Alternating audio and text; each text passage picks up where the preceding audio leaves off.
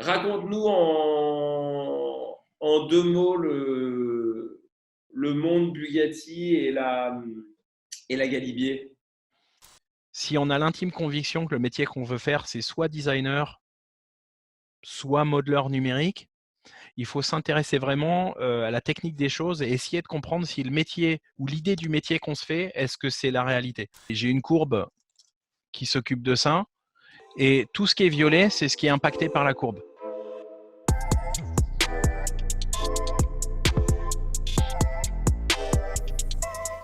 Bonjour à tous, merci d'être avec nous pour cette nouvelle interview. Aujourd'hui, on a la chance d'accueillir quelqu'un qui n'est pas souvent interviewé et c'est bien dommage parce qu'il y a des choses géniales à nous raconter. Donc, on accueille Frédéric Gasson. Bonjour à tous. Salut Voilà, Quentin. Frédéric Gasson a beaucoup de cordes à son arc, mais il a surtout une passion qui est l'automobile et il a travaillé quasiment toute sa vie dans le milieu automobile et notamment dans le design et le design 3D. Alors du coup, je te propose qu'on en profite pour faire un test. Donc, on va montrer à tout le monde mes capacités de dessin qui honnêtement sont hors du commun. Ah ouais. Euh, Comme mon fils de 8 ans ou voilà, le meilleur des designers avec qui j'ai bossé, on va toujours prendre ça de voilà. la même façon. Magnifique, Magnifique, hein? Du coup, j'adore. admettons que tu as ça qui t'arrive sur la table, que très politiquement, tu vas dire, Quentin, franchement, ce que vous avez fait, c'est extraordinaire. C'est Comment génial. ça se passe dans ton logiciel? Alors, moi, ce que je te propose, c'est j'ai un écran avec le logiciel que j'utilise qui est ouvert. Je ne sais pas si c'est ce qui est Ouais. enregistré là, du Oui, coup. ça y est, ouais, j'ai passé ça en écran principal. Super. Donc, en fait, on travaille en 3D. Donc, il y a un espace X, Y, Z et on travaille avec ce qu'on appelle des courbes de Bézier ou des NURBS. C'est exactement les mêmes principes en maths que ce qui se passe dans CATIA, dans NX. Tous les logiciels de conception 3D technique du monde utilisent ce genre de mathématiques. On va dire mathématiques parce que c'est des points qui sont dans l'espace, qui sont interpolés et qui créent une courbe. Ouais. Si je change la position du point, ça change la position de la courbe. Donc pour ceux qui n'ont jamais fait de 3D ou de courbe en 3D, C'est à mon avis le cas de la très très grosse majorité des gens qui vont regarder et écouter, hein. eh ben en fait, je pense que non. Parce qu'à partir du moment où on change une police de caractère, eh ben en fait, c'est exactement ça qui se passe. C'est-à-dire D'accord. les polices de caractère, elles sont codées depuis une cinquantaine d'années avec exactement la même mathématique que ce que je vais vous montrer là. Voilà. Ouais. Et en fait, tout ce qu'on utilise en police de caractère, ce sont des courbes de Bézier. D'accord. C'est un ingénieur français qui a travaillé avec des mathématiciens, lui aussi était mathématicien. Et puis, il s'est dit, tiens, la courbe en 2D de Castelgio, qui est un mathématicien français aussi, qui, avec, allez, on va lui mettre un degré inférieur. Avec juste 3 points, on sait faire ce qu'on appelle une hyperbole ou une parabole. Ouais. Voilà. Et puis, on va lui donner une forme. Mais 3 points dans l'espace, c'est très, très peu d'informations numériques, en fait. C'est juste 3 points, 3 coordonnées dans l'espace. On obtient une courbe. Donc, un point, c'est X, Y, Z, avec des positions par rapport à un repère. 3 points, ça pèse rien du tout. La problématique qu'ils avaient dans l'automobile quand ils voulaient numériser quelque chose, par exemple, quand les maquettes étaient numérisées pour être reproduites, pour faire des outillages, ils faisaient un relevé tous les millimètres Ouais. sur un véhicule. Donc, en fait, ils bardaient le véhicule de points qui étaient enregistrés sur des bandes magnétiques, et les bandes magnétiques reproduisaient ces points-là, ou des bandes à trous pour les machines à commande numérique. C'était le langage à l'époque des machines numériques. Et donc, pour réaliser un outillage, ils faisaient une copie, ils faisaient des extensions de surface, et c'était fraisé point par point, millimètre par millimètre, et puis fini à la main. Mais ça faisait des tailles de fichiers absolument énormes. Parce que si la pièce faisait 10 centimètres, bah, ça faisait une taille, par exemple, de 10. Et si la pièce faisait 1 mètre, bah, ça faisait une taille de 100. Et si ça fait 10 mètres, ça fait 1000, quoi. Donc, en fait, Ouais. on augmentait le poids des fichiers par rapport à la taille. Là, pas du tout. C'est-à-dire, peu importe la taille de l'objet, si j'ai toujours 3 points pour matérialiser une courbe. Et donc, Bézier, il s'est dit, il y a un truc super, c'est si on fait ça avec 3 points, si je joins une surface, enfin, si j'interpole 2 courbes, je sais en faire une surface. Trop bien. Et donc, les cartes graphiques sont arrivées pour le grand public, on va dire, dans les années 90, même 2000. Moi, quand j'ai appris en 2003, on utilisait des stations Silicon Graphics, Octane, qui fonctionnaient sur Unix, parce que pour faire fonctionner ces cartes graphiques à 100 000 francs à l'époque, la carte graphique, alors vous ferez le calcul en euros, c'était hors de prix, quoi. Nous, on imaginait c'était un an de salaire ou plus pour le prix d'une carte graphique, quoi. Et aujourd'hui, en fait, les cartes graphiques qu'on utilise, on pourrait utiliser les cartes graphiques grand public, donc avec un PC, un laptop à 600 euros, on pourrait faire de la 3D sans problème, quoi. Ouais. Et donc voilà, ça c'est les mathématiques qu'on utilise pour faire des surfaces et des formes de style. Et après, en fonction des points dans l'espace, Qu'est-ce que tu pourrais nous montrer comme petite forme de style qui parlerait à tout le monde? bon alors vu qu'on a préparé un peu l'interview, j'ai préparé quelques exemples. Si on commence directement par un véhicule, donc j'ai eu la Ah, chance aussi de travailler pour Audi. Après avoir bossé pour Bugatti, j'étais freelance et je faisais des missions un peu de dépannage. Ça, c'est un prototype de Audi Prologue que j'ai refait pour l'occasion pour pouvoir l'utiliser en exercice. Donc, c'est pas celle qui est en production. Je me suis amusé à refaire ça. Et donc, on va. combien de temps ça te prend de faire ça? Ça prend une semaine. Avec les designers à côté qui te font refaire les lignes. Quand on débute, ça prend 1 mois, 2 mois. Ouais. Et quand on accélère le processus, parce que ça devient des automatismes, et on comprend tout de suite ce que veut le designer, ben on accélère la capacité de modélisation. Et puis, Génial. Et du là, coup, par on se exemple, comment est-ce qu'on ferait si on voulait des ailes plus larges ou un arrière plus carré? alors ça, c'est des exemples que j'ai pas préparés, donc tu me prends au dépourvu. Merde. Non, mais Non, mais grosso modifier. modo, Est-ce que tu pourrais, par exemple, nous montrer comment est-ce que tu modifierais un tout petit peu le dessin? exactement, exactement. Des ailes plus larges.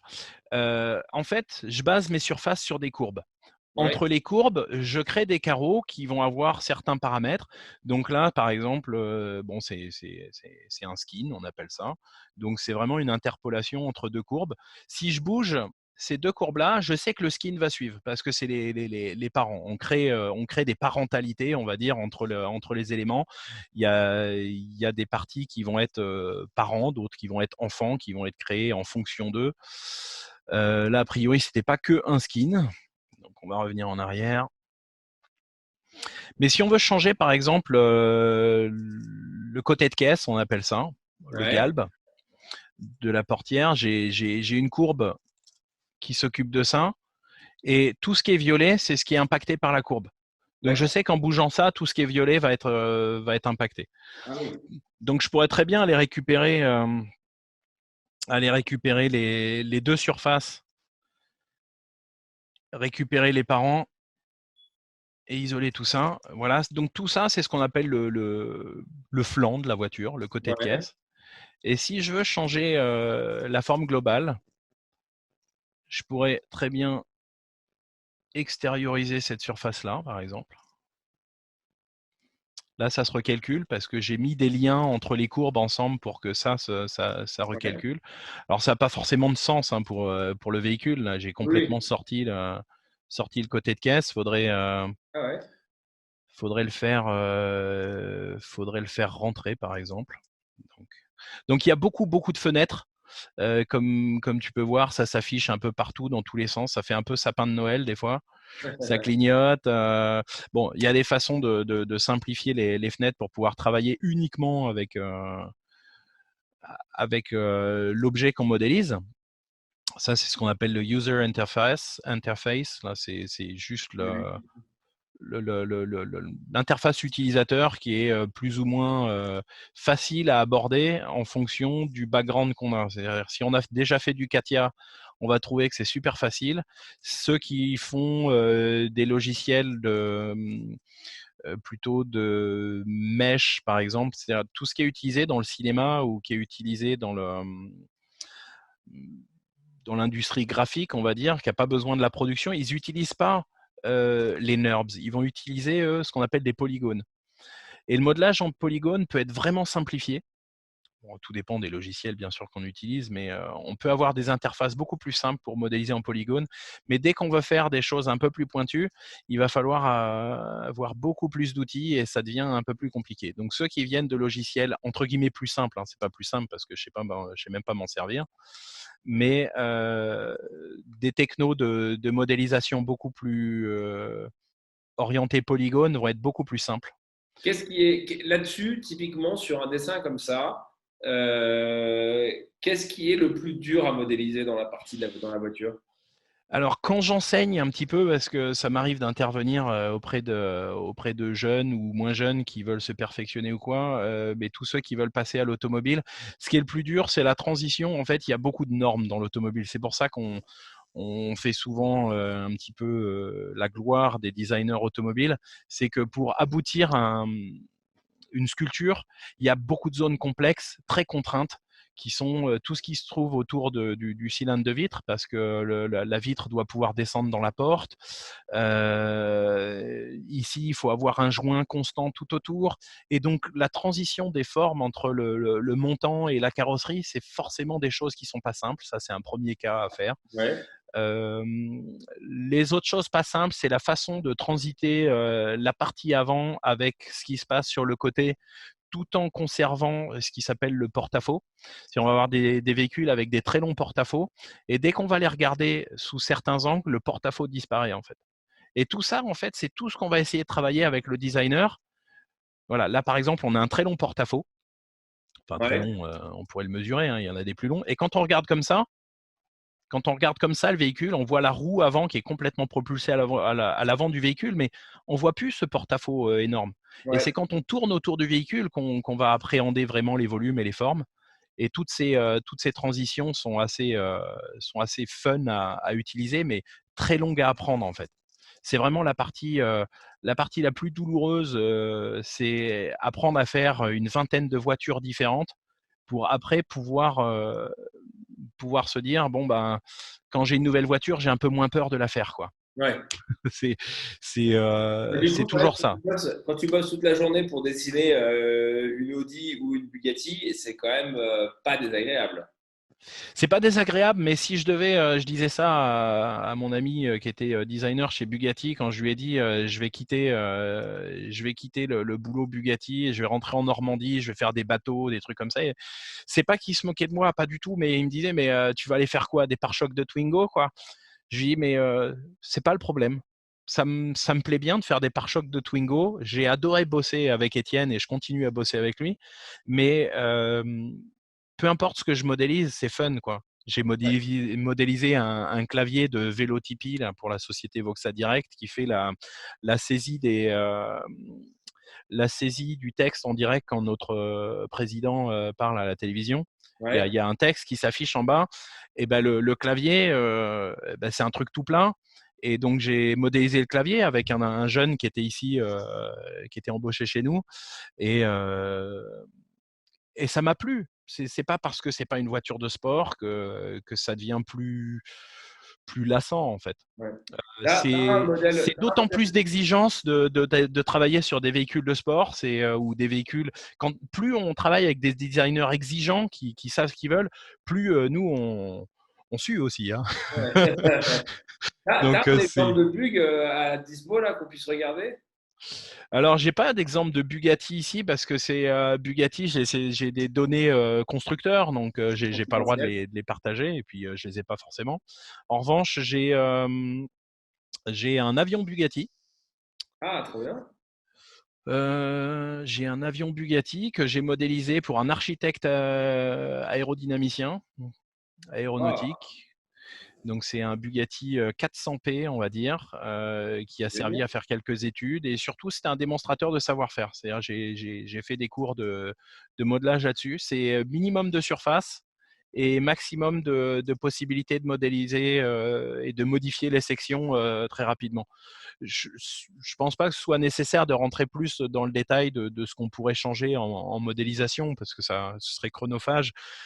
C'est spectaculaire, par contre, pour les gens qui ont l'habitude de bosser avec l'ingénierie, où certaines modifications lourdes prennent énormément de temps. Ça pourrait prendre une demi-journée sur une modification de changement de tout le fuselage, ou avec Ouais. toutes les connexions ici qui sont, on appelle ça en courbure, c'est-à-dire la lumière flue sur le… Il y a un flux de lumière continu, en fait, quand il y a des rayons. Alors là, je vais retirer la partie ombrage. Et, en fait, les objets ne vivent en forme que par la lumière qu'ils renvoient, en fait. Ouais. Je ne sais pas si tu as vu récemment, ils sont amusés à faire une peinture qui absorbe complètement tous les rayons de lumière, et le véhicule est complètement noir, on n'y voit rien du tout. Ah non, Quand on prend une photo du véhicule, c'est complètement sans volume. Il y a certaines peintures mates, par exemple, qui n'absorbent pas la réflexion, et du coup, on ne comprend pas le volume. non. Et quand on parle de design d'une voiture ou de volume d'un véhicule ou d'un objet, ce qui nous fait lire le volume, c'est la façon dont la lumière le parcourt. Si je reviens à la Audi, en fait, quand un designer va me dessiner le côté de caisse, il va faire le dessin du reflet de l'horizon dans la carrosserie. Et dans un dessin de designer, le reflet de l'horizon nous renseigne énormément sur le volume. Pourtant, la feuille, elle est en 2D.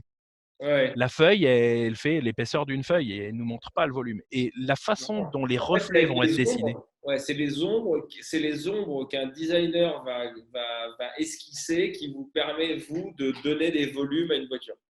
Alors, les ombres, mais ce que je disais, c'est surtout la lumière. Ah, les ombres et la lumière, pardon. Oui, oui. C'est les reflets. Les reflets sont plus importants encore que les ombres. Les ombres vont nous donner une indication sur l'orientation de la surface. Tout ce qui est ombré, c'est des surfaces qui sont vers le bas et qui vont refléter le sol. Tout ce qui est bleu ou clair, ça va être plus le ciel. Donc ça, c'est les Non. bases du dessin. Mais nous, en fait, en tant que modeleur, on doit se renseigner sur toutes les informations qui sont sur le dessin. Il ne s'agit pas uniquement d'un contour. Donc quand tu m'as fait le dessin tout à l'heure, tu m'as renseigné sur quelque chose qui était… allez, je vais le faire ici. Un 2D. Tu veux dire mon œuvre d'art? Ton œuvre d'art, alors l'œuvre d'art, pour qu'elle soit réalisée, il faut qu'elle soit fabriquée. Ou il faut que tu la signes, peut-être. Ah, ça doit être ça. Donc, si c'est des lignes droites, tant que c'est des lignes droites, on va dire c'est un enchaînement de lignes, quoi. Alors, ce serait étonnant parce que là, je le fais de mémoire. Alors, Ouais, je me souviens aussi que tu as fait des roues. entre nous, tu prends pas trop de risques, mais Tu as fait des roues qui étaient plus petites que la normale. D'habitude, les designers font des roues plus grandes, hein. ah, mais c'est parce que je suis pas designer, c'est peut-être pour Mais je suis pas designer non plus. Et du ça. coup, c'est arrivé avec des designers qu'on échange. Je lui dis, bah, tu prends le PC, puis moi, je prends le dessin. Alors, pas pour des projets clients, hein, mais juste pour s'amuser. Et c'est très, très enrichissant de comprendre avec quel vocabulaire on doit se parler quand on n'arrive pas forcément à dessiner quelque chose et qu'on doit trouver des zones, des points de convergence. C'est-à-dire, si tu me demandes de faire des vitres, des fenêtres plus grandes, il y a plein de façons de les faire plus grandes. Je peux les faire plus grandes vers le bas, je peux les faire plus grandes vers l'avant. Et en fait, tout ça, à chaque fois qu'on va décider d'une direction, ça va changer l'attitude du véhicule. Ouais, bien sûr. C'est pour ça qu'il ne faut jamais sous-estimer les dessins d'un enfant. Il veut nous dire quelque chose par ça. Je Mais veux dire quelque chose, Fred. donc, il y a Bah, elle le est belle. filaire. Je la trouve très belle. Bon, je te remercie alors. Mais maintenant, il va falloir que je passe ça en 3D. Ah, combien de temps ça te prendrait de faire ça en 3D à la va-vite? Pour rigoler, peut-être 5 minutes, quoi. Ah bah vas-y, alors ça peut être rigolo. Allez, 5 minutes. Pendant que tu décides ça, on peut discuter un petit peu des difficultés selon toi de ce boulot. Bah oui, écoute, tant que je suis pas perturbé par ce que je suis en train de faire, on a l'avantage dans ce métier quand on modélise par automatisme, c'est que quelque part, il nous reste un demi-cerveau de disponible pour Ouais. pouvoir, répondre à des questions. Mais, l'interaction est pas toujours aussi simple que ça. Mais, ça peut être rigolo, ouais, d'essayer de voir. Alors c'est quoi la question, tu me dis?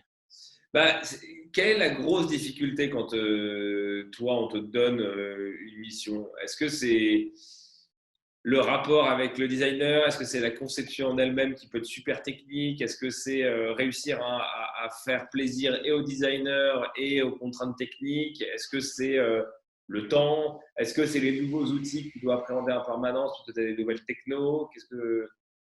Ouais, c'est un peu tout ça, je pense que tu résumes bien. Les difficultés au début, c'est apprendre le logiciel. Là, j'arrête de modéliser et je vais vous montrer, le nombre d'outils qu'on pourrait être amené à utiliser. On les utilise pas tous, bien sûr, mais c'est une palette d'outils qui est assez impressionnante et au début, ça fait peur et donc déjà, il y a le logiciel à appréhender.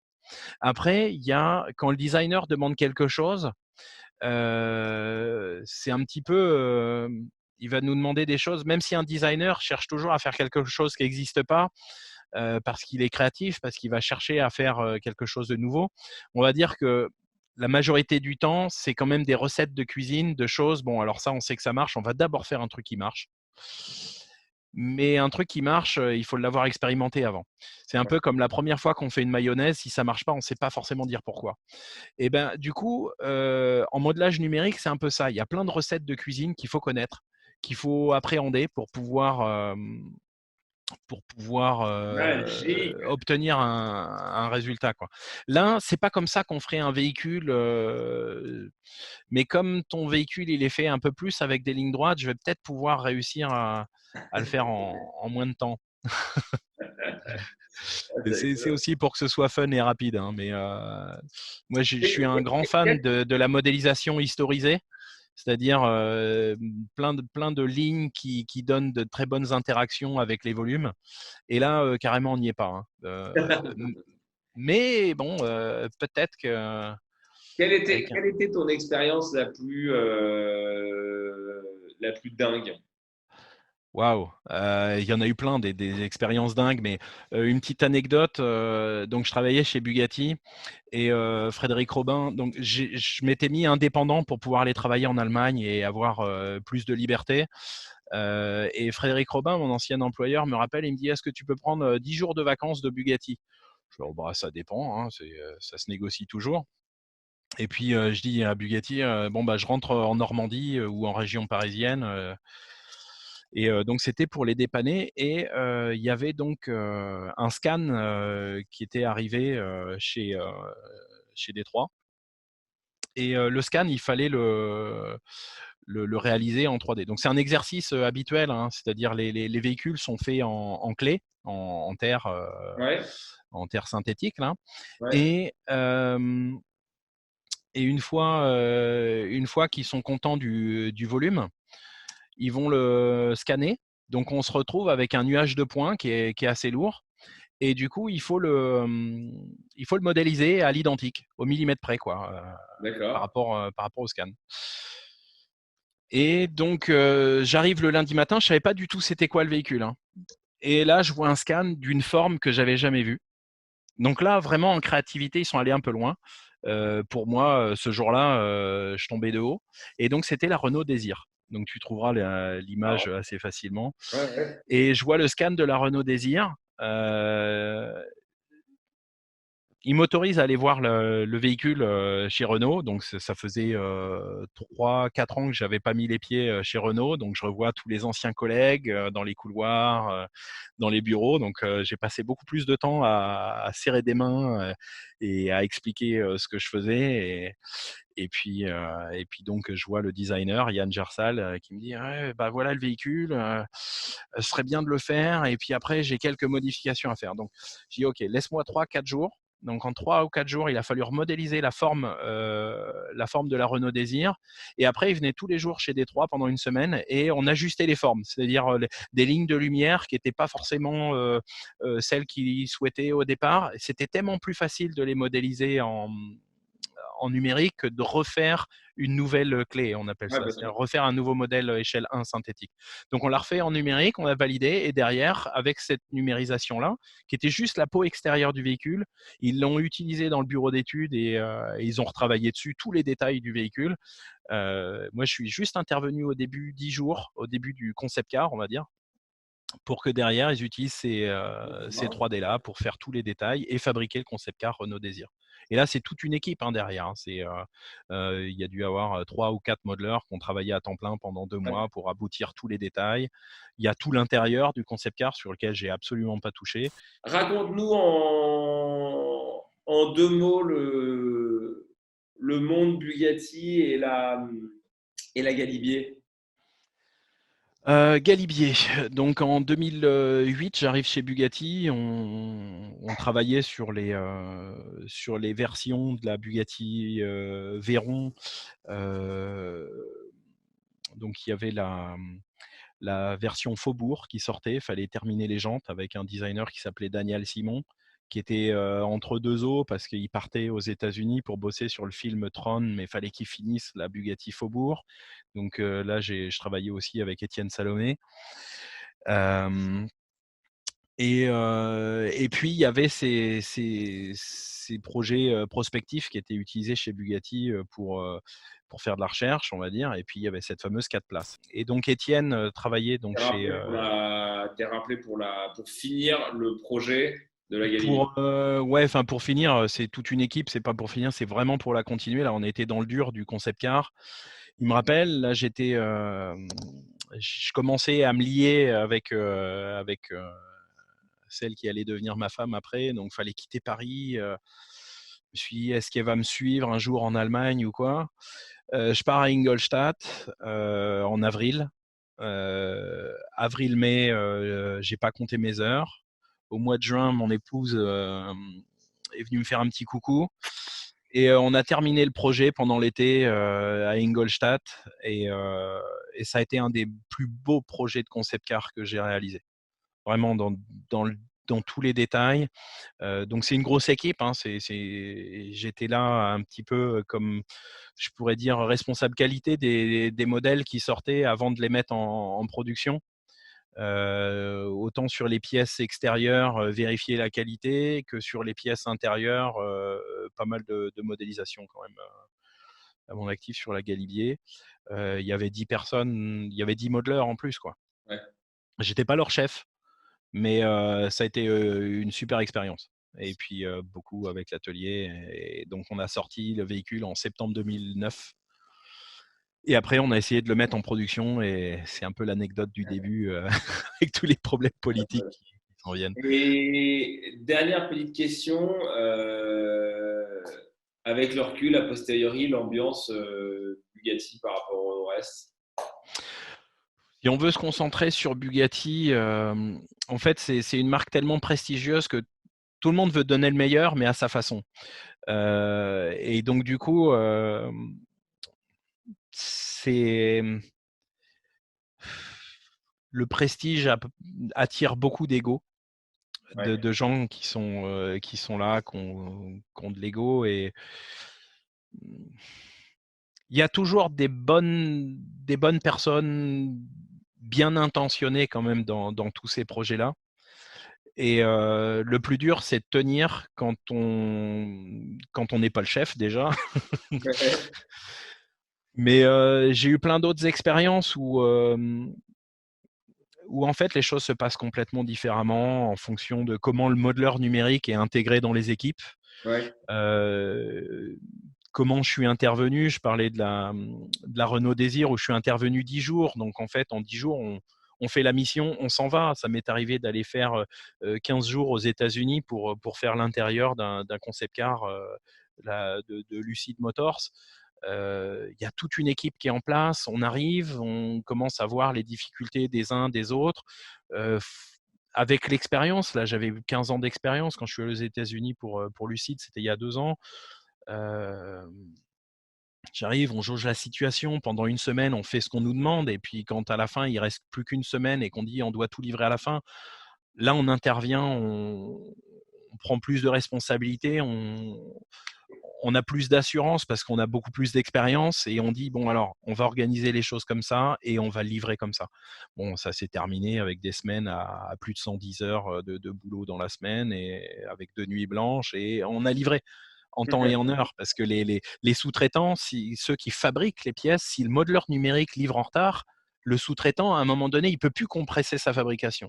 Le modeleur numérique, c'est lui qui rend la pièce pour qu'à l'atelier, il puisse s'en occuper ou qu'au bureau d'études, il puisse s'en occuper. Donc, on est un des maillons de la chaîne de créativité ou le dernier de la créativité avant la production. C'est-à-dire ce qu'on livre, c'est ce qui va être produit en fait.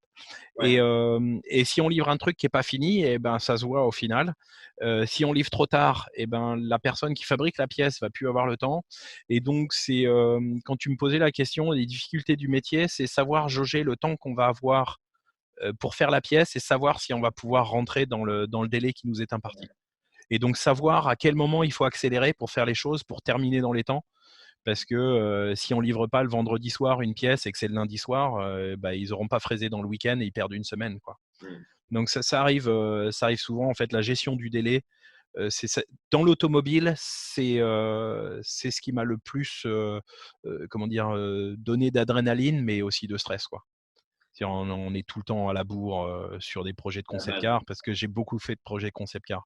On parlait du métier du modelage en global, mais surtout sur la partie créative, mais il y a la partie industrialisation où il y a beaucoup de modeleurs qui travaillent sur ce qu'on appelle le plan de forme, où là, le style est figé, ou va bouger dans des degrés que, en fait, ça va prendre un temps fou parce que c'est de la validation avec les ingénieurs, la validation des outillages. C'est un métier qui est beaucoup plus chronophage, le plan de forme.